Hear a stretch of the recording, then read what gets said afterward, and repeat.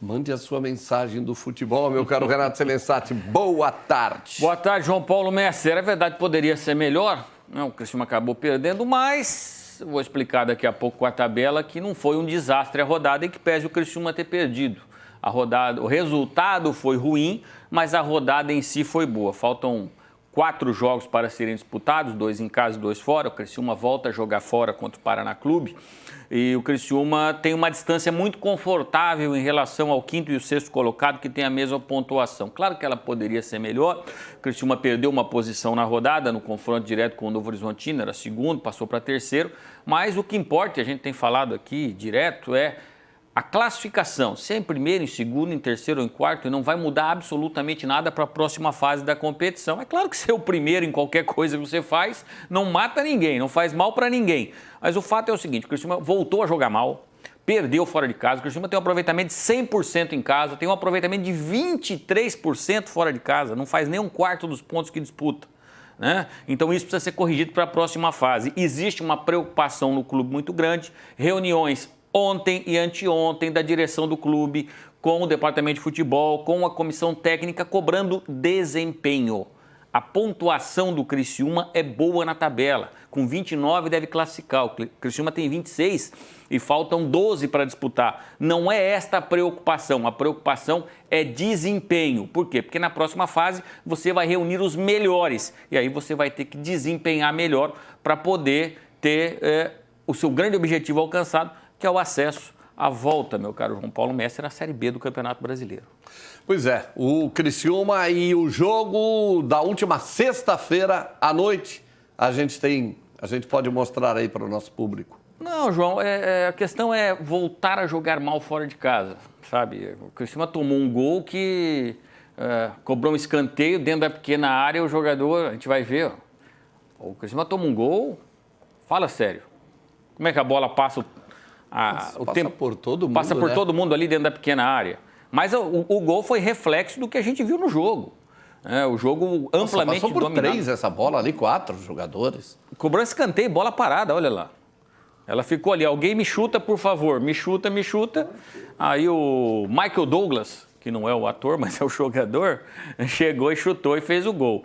Mas eu falei que a rodada não foi, o resultado foi ruim, aí a gente vê o goleiro do Criciúma trabalhando nos melhores momentos do jogo, né? O Criciúma pouco chegou, dá para dizer que essa daí foi, no comecinho do jogo, a principal chegada, né? A tabela de classificação, ela ilustra muito bem isso que eu tô falando, né? O Criciúma foi mal, teve um resultado ruim, né? Mas se a gente pegar a soma de resultados, ele está numa situação muito satisfatória, porque a diferença era de 7 pontos em relação ao quinto colocado e ela baixou apenas um pontinho.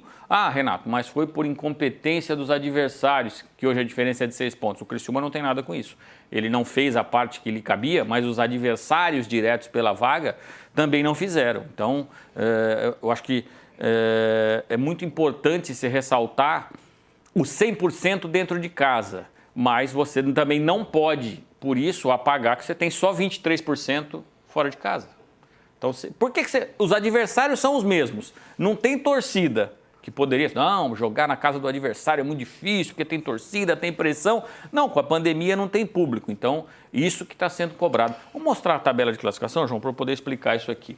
O outro grupo, o grupo A, segue muito equilibrado, né? Do sexto ao primeiro está todo mundo na mesma rodada, são 3 pontos de diferença.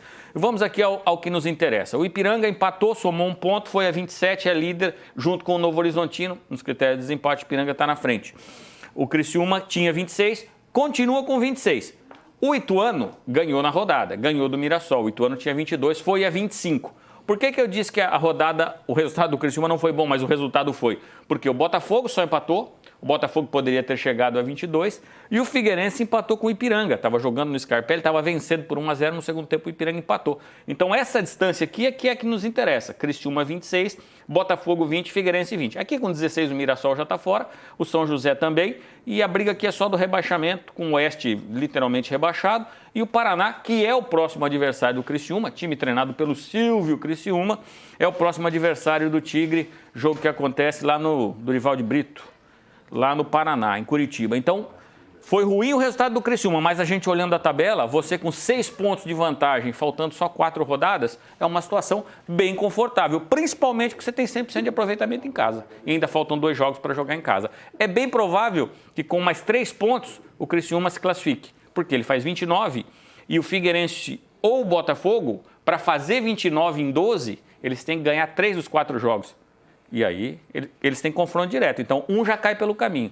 Então é muito provável que com 29 pontos o Criciúma Sábado, próximo jogo, né? Sábado no Paraná, contra o Paraná. Contra o Paraná. Obrigado, Renato. Até mais. Só fechar com o Sub-17, joga amanhã, Opa. Copa do Brasil Sub-17 contra o Fluminense. Bacana. No Heriberto Wilson. Na Olimpíada, para a Olimpíada, a Bruninha ficou com medalha de prata, né? Ficou com a prata. Legal, valeu. Um abraço. Obrigado, Renato.